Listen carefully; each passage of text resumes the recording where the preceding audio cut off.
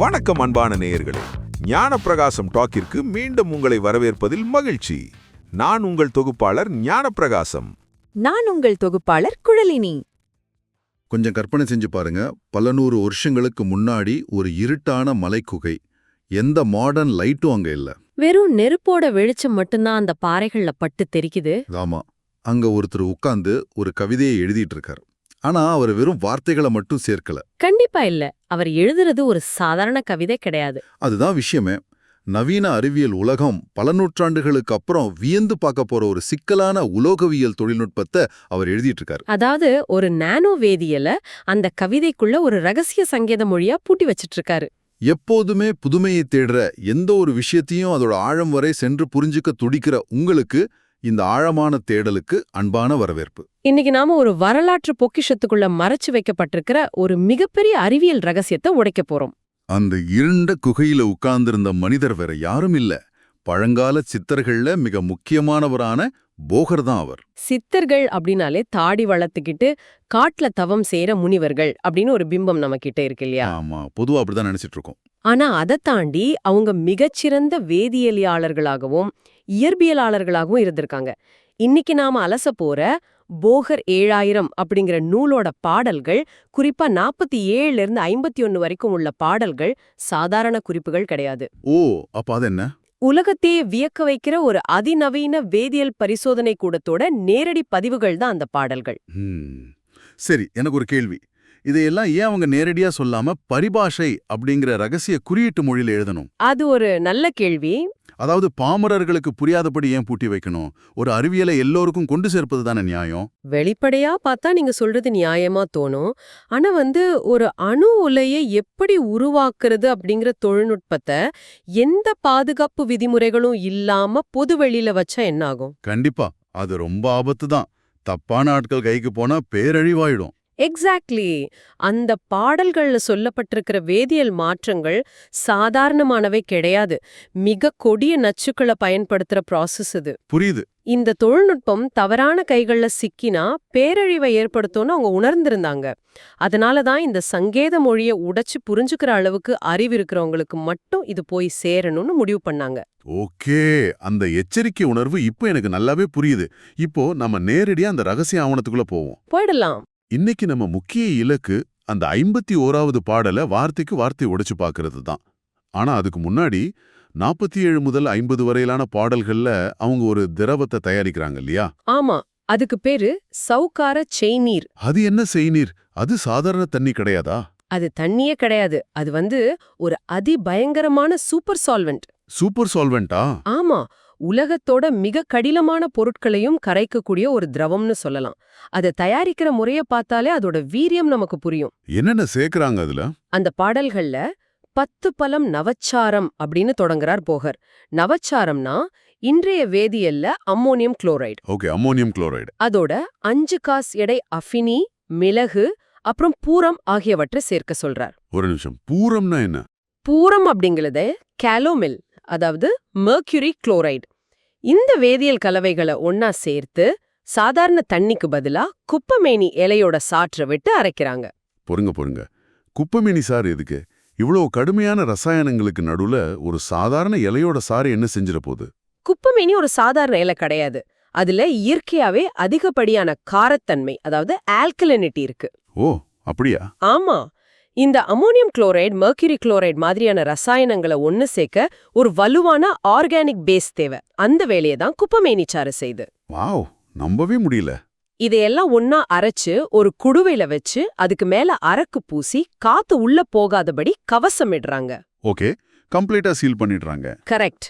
அப்புறம் மணல் மறைவுல அடுப்புல வச்சு 4 சாமம் தீ மூட்டுறாங்க. அதாவது இது ஒரு வகையான சாண்ட் பாத் ஹீட்டிங். சாண்ட் பாத் ஹீட்டிங்கா? அதாவது நேரடியா நெருப்புல காட்டாம மணல் மூலமா சூடு பண்றதா? எக்ஸாக்ட்லி. நேரடி நெருப்புல வச்சா மூலக்கூறுகள் சிதைஞ்சிடும்.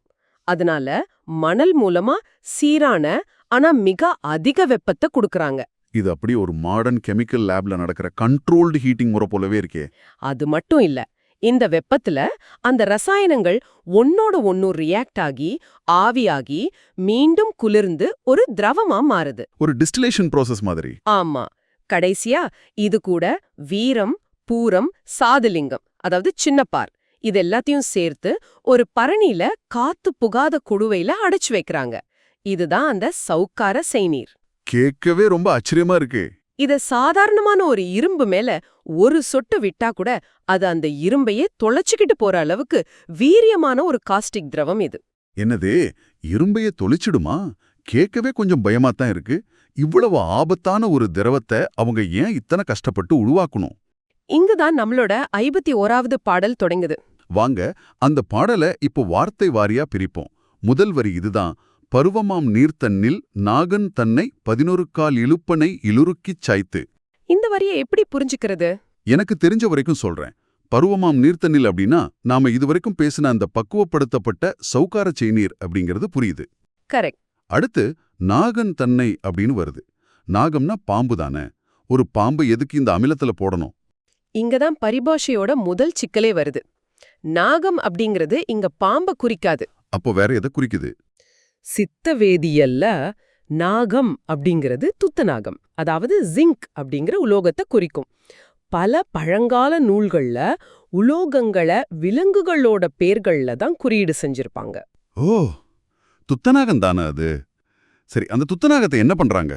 11 கா லிலுப்பெனை ஈலுருக்கிச் சாய்த்து அப்படின்னு வருது இல்லையா? 11 முறை இலுப்பை நெய், அதாவது இலுப்பை எண்ணெயில உருக்கி ஊத்தணும். எனக்கு ஒரு சந்தேகம். துத்தநாகம் அப்படிங்கிறது ஒரு உலோகம். அது உருக்கணும்னா தோராயமா ஒரு 420 டிகிரி செல்சியஸ் வெப்பம் தேவைப்படும். ஆமா, சரியா சொன்னீங்க. அவ்வளோ வெப்பத்துல கொதிக்கிற ஒரு உலோகத்தை எதுக்காக ஒரு சாதாரண சமையல் எண்ணெய் மாதிரியான இலுப்பை எண்ணெயில ஊத்தணும்? இது என்ன வகையான அறிவியல்? இது சாதாரண எண்ணெய் கிடையாது. இலுப்பை நெய்யில மிகச் செறிவான ஃபேட்டி ஆசிட்ஸ் மற்றும் கார்பன் அமைப்புகள் இருக்கு. ஓகே. 400 டிகிரிக்கு மேலான வெப்பத்துல கொதிக்கிற துத்தநாகத்தை நீங்க திடீர்னு அந்த எண்ணெயில முக்கும்போது அங்க ஒரு பிரம்மாண்டமான வேதியியல் வினை நடக்குது. என்ன நடக்கும்? அந்த உலோகம் எண்ணெய சந்திச்ச உடனே எண்ணெய் எரிஞ்சு அதுல இருக்கிற கார்பன் அணுக்கள் துத்தநாகத்தோட அணுக்கட்டமைப்புல ஊடுருவுது. வாவ், அதோட லேட்டஸ்ட் ஸ்ட்ரக்சர்க்குள்ள கார்பன் போகுதா? ஆமா. அதே சமயம் துத்தநாகத்துல இயற்கையாவே இருக்கிற தேவையற்ற கனிம மாசுக்கள் எல்லாமே அந்த எண்ணெயால உறிஞ்சுப்பட்டு பிரிஞ்சிடுது. ஒரு நிமிஷம், இது எனக்கு இதையும் ஞாபகப்படுத்துது. கொதிக்கிற உலோகத்தை திடீர்னு ஒரு திரவத்துல முக்கி எடுக்கிறது நவீன உலோகவியல்ல, அதாவது மெட்டலர்ஜில இத குவென்ச்சிங் அப்படின்னு சொல்லுவாங்களே. அதேதான். எந்த ஒரு நவீன கருவியும் இல்லாத காலத்துல அவங்க மிக துல்லியமா இந்த குவென்ச்சிங் முறைய செஞ்சிருக்காங்க. ஒரு உலோகத்தோட கடினத்தன்மையை மாத்துறதுக்கும் மாசுகள் அகற்றத்துக்கும் இன்னைக்கும் ஃபேக்டரிஸ்ல இதைத்தானே பண்றாங்க. ஆமா, அதுவும் ஒரு முறை 2 முறை இல்ல, 11 கால், அதாவது 11 முறை இந்த செயல்முறையை திரும்ப திரும்ப செய்ய சொல்றாரு போகர். 11 முறையா? ஒவ்வொரு முறை உருக்கி எண்ணெயில ஊத்தும் போதும் அந்த துத்தநாகம் மேலும் மேலும் தூய்மையாகுது. அதோட அணுக்கட்டமைப்பு விரிவடைஞ்சி கார்பன் பிணைப்புகளோட அடுத்த கட்ட மாபெரும் ரசாயன மாற்றத்துக்கு முழுமையா தயாராகுது. ஒரு உலோகத்தை 11 முறை எண்ணெயில முக்கி எடுத்து அதோட அணுக்கட்டமைப்பையே மாத்துறது அப்படிங்கிறது உண்மையிலே சிலிர்க்க வைக்குது. கண்டிப்பா. ஓகே, இப்ப நம்ம கையில சூப்பரா சுத்திகரிக்கப்பட்ட கார்பனேட்டப்பட்ட துத்தநாகம் இருக்கு. அடுத்து இது என்ன செய்ய போறாங்க? அடுத்த பாடல் வரிகள் இதோ. துருவமாம் நீரிற்சாய் 11 கால் சுப்பிரமாய் வெள்ளியைப் போல் கண்விட்டாடும். இந்த வரிகளை கவனிங்க. துருவமாம் நீரிற்சாய் 11 கால். துருவம்னா நிலையானதுன்னு கேள்விப்பட்டிருக்கேன். அந்த நிலையான சவுக்கார செய்னியில இந்த உருக்கிய துத்தநாகத்தை மறுபடியும் 11 முறை ஊத்தணுமா? கரெக்ட். துருவம் அப்படிங்கிற வார்த்தை இங்க ரொம்ப முக்கியம். அந்த சவுக்கார செய்நீர் எந்த அளவுக்கு கெமிக்கலி ஸ்டேபிளா இருக்கு அப்படிங்கறதே அது குறிக்குது. ஓகே. இப்போ என்ன நடக்குதுன்னு பாருங்க. எண்ணெயில சுத்திகரிக்கப்பட்ட அந்த பழுத்த துத்தநாகத்தை வீரியமிக்க அந்த அமில திரவத்துல ஊத்துறாங்க. இதுவும் ஒரு வகையான குவென்ச்சிங் தான். ஆமா, ஆனா இங்க திரவம் எண்ணெய் இல்ல, அதிபயங்கரமான அமிலமாச்சே. ஆமா. கொதிக்கிற உலோகம் ஒரு கடுமையான அமிலத்துல விழுந்தா என்ன ஆகும்? அது வெடிக்காதா இல்ல முழுமையா கரைஞ்சிடாதா? இதை எப்படி அவங்க கையாண்டாங்க? அதுதான் இந்த செய்நீரோட பக்குவம். அது உலோகத்தை முழுமையா அழிச்சுடுறதில்ல, மாறாக அதோட மேற்பரப்புல ஒரு கடுமையான ஆக்கிரமிப்பு செய்யுது. சர்ஃபேஸ்ல மட்டும் ரியாக்ட் ஆகுதா? ஆமா. அந்த அமிலத்துல ஊத்துனதும் என்ன நடக்கும் அப்படிங்கறத தான் போகர் அடுத்த வரியில ரொம்ப அழகா சொல்றார். சுப்பிரமாய் வெள்ளியை போல் கண் விட்டாடும். சுப்ரம்னா தூய்மையான பிரகாசம்னு அர்த்தம் இல்லையா? எக்ஸாக்ட்லி. அந்த அமிலத்துல விழுந்த உடனே அந்த சாதாரண துத்தநாக உலோகம் தன் பழைய சாம்பல் நிறத்தை இழந்து தூய வெள்ளிய போல பளபளத்து திரவத்துல ஆடுன்னு சொல்றார். ஒரு நிமிஷம், இது கொஞ்சம் இடிக்குது. சாதாரண துத்தநாகம் எப்படி திடீர்னு வெள்ளியா மாறும்? சொல்லுங்க. இது பார்க்கறதுக்கு சினிமால வர மேஜிக் மாதிரி இல்ல பழங்கால ரசவாதம் மாதிரி இருக்கே. இரும்ப தங்கமா மாத்துறது, ஒரு உலோகத்தை இன்னொரு உலோகமா மாத்துறது, இதெல்லாம் அறிவியல் படி சாத்தியம் இல்லையே. ஆமா, இது வெறும் கண்கட்டி வித்தையா இல்ல நிஜமாவே அங்க உலோகம் மாறிடுதா? இது வித்தையும் இல்ல மாயாஜாலமும் இல்ல. இது பியூர் கெமிஸ்ட்ரி. துத்தநாக உண்மையிலே வெள்ளியா மாறிடல. அத நாம நல்லா புரிஞ்சுக்கணும். அப்ப என்ன நடக்குது அங்க? இங்க நடக்கிறது ஒரு சர்ஃபேஸ் கெமிஸ்ட்ரி ரியாக்ஷன். அந்த சவுக்கார செயினீர்ல நாம முன்னாடியே என்ன கலந்திருக்கோம்? அந்த மெர்க்யூரி குளோரைடு, அதாவது பூரம். கரெக்ட். பூரம் மாதிரியான உலோக உப்புக்கள் அதுல இருக்கு. கொதிக்கிற துத்தநாகம் அந்த அமிலத்துல விழும்போது ஒரு தீவிரமான ஆக்சிடேற்றம் நடக்குது. அதாவது ஆக்சிடேஷன். ஆமா. அதோட அமிலத்துல உள்ள மெர்க்குரி மற்றும் பிற உலோக அயனிகள் துத்தநாகத்தோட மேற்பரப்போட இணைஞ்சு ஒரு அமல்கம் அல்லது கலப்பு உலோகமா மாறுது. ஓ, அதாவது உலோகத்தோட அடிப்படை அணுக்கள் மாறல, ஆனா அதோட வெளிப்புறத்துல உள்ள மூலக்கூறுகள் அமிலத்தோட வினை புரிஞ்சு வெள்ளி மாதிரியான ஒரு பிரகாசமான பூச்சை உருவாக்குது. கரெக்ட். ஒரு கோட்டிங் ஃபார்ம் ஆகுது. அதனாலதான் அது வெள்ளியைப் போல் கண்விட்டு ஆடும்னு கவித்துவமா எழுதியிருக்காங்களா? சரியா சொன்னீங்க. அது பார்க்கறதுக்கு வெள்ளி போலவே இருக்கும். அதோட வேதியியல் பண்புகளும் பெருமளவு மாறிடும். அமேசிங்.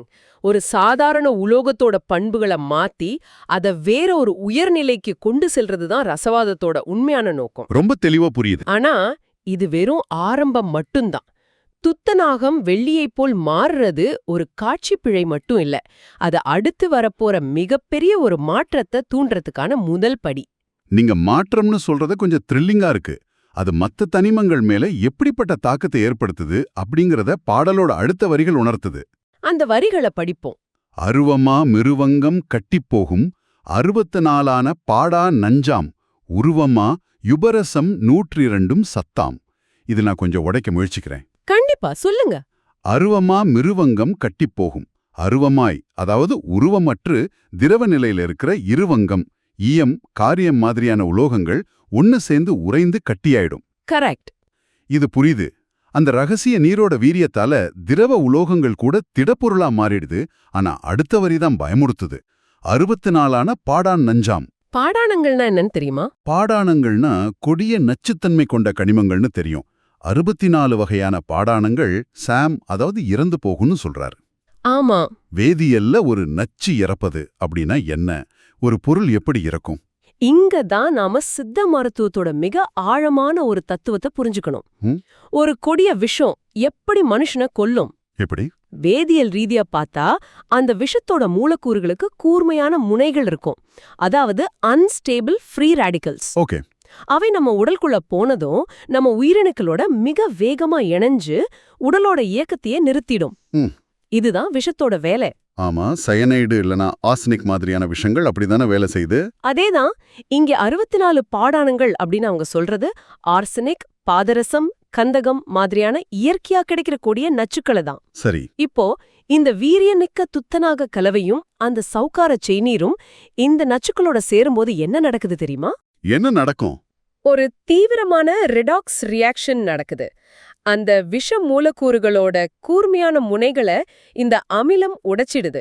அதாவது அதோட ஆக்சிடேஷன் ஸ்டேட்டை மாத்திடுது. ஓ, அதோட கெமிக்கல் ஸ்ட்ரக்சரையே மாத்திருதா? ஆமா. உதாரணத்துக்கு கொடிய நச்சுத்தன்மை கொண்ட ஆர்சனிக் 3 நச்சுத்தன்மையற்ற அல்லது மனித உடலுக்கு பயன்படுற ஒரு மருந்தா மாறிடுது. இதத்தான் அவங்க பாடானம் சாம், அதாவது நச்சு இறந்து விட்டது அப்படின்னு சொல்றாங்க. வாவ். நச்சு இறந்துடுச்சு அப்படின்னா அது காணாம போயிடுச்சுன்னு அர்த்தம் இல்ல. அது மத்த உயிர்களை கொல்லும் தன்மையை இழந்துடுச்சு. அதோட கொடூரமான பண்பு மடிஞ்சிடுச்சுன்னு அர்த்தம். அது மட்டும் இல்ல, அந்த நச்சுத்தன்மை அழிக்கப்பட்ட பிறகு அது மனித உடலுக்குள்ள சென்று நோய்களை எதிர்க்கிற ஒரு மாபெரும் ஆன்டிபயோட்டிக் அல்லது உயிர்காக்கும் அமுதமாவே மாறிடுது. ஒரு விஷத்தை முறிச்சு அதை மருந்தா மாத்துறது அப்படிங்கிறது உண்மையிலே வேதியியலோட உச்சகட்டம் தான். இது சித்தர்கள் பாடான சுத்தி அல்லது மாரணம் அப்படின்னு சொல்றாங்க. அடுத்த வரியில உருவமா யுபரசம் 102 சத்தாம் அப்படின்னு சொல்றார். அப்படின்னா என்ன அர்த்தம்? அதாவது இயற்கையா கிடைக்கிற 120 வகையான உபரசங்கள் தங்களோட பழைய தோற்றம் மாறி தூய சத்தா, அதாவது எசன்ஸா மாறிடும். மொத்தத்துல அந்த ரகசிய நீருக்குள்ள விழுகிற அத்தனை கடினமான கொடிய பொருட்களும் தங்களோட பழைய அடையாளத்தை இழந்து ஒரு புதிய தூய்மையான ஆற்றலா உருவெடுக்குது இல்லையா? எக்ஸாக்ட்லி. இத முழுசும் மனக்கண்ல பார்க்கும்போது பிரமிப்பா இருக்கு. பலவிதமான வீரியமிக்க பொருட்கள், கொதிக்கிற உலோகங்கள், அதை எண்ணெயில உருக்கிறது, மறுபடியும் அமிலத்துல சாய்ப்பது, நச்சுக்களோட வேதியியல் கட்டமைப்பை உடைச்சு அதோட தன்மைய மாத்துறது. இவ்வளோ பெரிய பிரம்மாண்டமான வேதியியல் செயல்முறைகளை செஞ்சு இத்தனை கஷ்டப்படுறதுக்கு அவங்களுக்கு ஒரு மாபெரும் பலன் கிடைக்கணுமே. இதற்கெல்லாம் என்ன அர்த்தம்? அவங்க எதை உருவாக்க முயற்சிக்கிறாங்க? பாடலோட கடைசி வரி அதுக்கான விடையத் தருது. ஆமா, ஒழிலொடிக்குள் சுற்றுகின்ற குழிகை யாமே. எல்லா செயல்முறைகளோட முடிவிலையும் அவங்களுக்கு கிடைக்கிறது ஒரு குளிகை. குளிகைனா ஒரு சின்ன மாத்திரை அல்லது ஒரு சின்ன மணி வடிவம் அப்படின்னு கேள்விப்பட்டிருக்கேன். இவ்வளோ பெரிய ப்ராசஸ் செஞ்சு கடைசியா ஒரு சின்ன மாத்திரை தானே கிடைக்குது. அந்த சின்ன மாத்திரை சாதாரணமானதில்ல. ஒரு நொடிக்குள் சுற்றுகின்ற அப்படிங்கிற வார்த்தைய கவனிங்க. இத்தனை கடுமையான செயல்முறைகளோட முடிவுல உருவாகிற அந்த குளிகை ஒரு வினாடிக்குள்ள தம் மேலைய செஞ்சு முடிக்கக்கூடிய அளப்பரிய ஆற்றல் கொண்டது. ஒரு வினாடிக்குள்ளையா? ஆமா, இது சாலிட் ஸ்டேட் கெமிஸ்ட்ரியோட ஒரு அற்புதம். இத்தனை உலோகங்கள், நச்சுக்கள், திரவங்கள் ஆகியவற்றோட ஒட்டுமொத்த ஆற்றலும் சுருக்கப்பட்டு ஒரு சிறிய புள்ளிக்குள்ள அடைக்கப்பட்டிருக்கு. இது சாதாரண நோய்களை தீர்க்கும் மருந்து மட்டும் கிடையாது. எனக்கு இதை எப்படி புரிஞ்சுக்கிறதுன்னு இப்போதான் ஒரு தெளிவு கிடைக்குது. இது பார்க்கறதுக்கு ஒரு மாபெரும் சூப்பர் கம்ப்யூட்டரோட அபரிமிதமான சக்திய, பல நூறு அலைநூல்ல இருக்கிற கணினிகளோட ஆற்றல எப்படி நாம இன்னைக்கு ஒரு சின்ன மைக்ரோசிப்புக்குள்ள சுருக்கி வைக்கிறோமோ அதே மாதிரியான ஒரு தொழில்நுட்பம் தானே இது. 100% சரியான புரிதல் இது. நவீன அறிவியல் எப்படி தகவல்களையும் ஆற்றலையும் நானோ டெக்னாலஜி மூலமா சுருக்குதோ அதே தொழில்நுட்பத்தை தான் சித்தர்கள் அன்றே பயன்படுத்தியிருக்காங்க. நினைக்கும் போதே புல்லரிக்குது. பல்லாயிரம் கிலோ உலோகங்கள் மற்றும் மூலிகைகளோட ஆற்றல ஒரு சிறிய குளிகைக்குள்ள அடைக்கிறது தான் ரசவாதத்தோட இறுதி இலக்கு.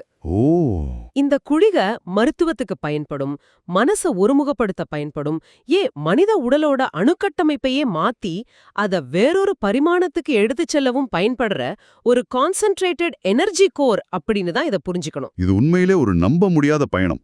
இன்னைக்கு நாம போகர் 7000 அப்படிங்கிற பழமையான நூல்ல இருந்து ஒரு அற்புதமான பாடலை, அந்த 81வது பாடலை வார்த்தைக்கு வார்த்தை உடைச்சு பார்த்திருக்கோம். அதோட வேர்ச்சொல்லையும் நவீன வேதியலையும் இணைச்சு ரொம்ப டீப்பா ஆராய்ஞ்சிட்டோம்.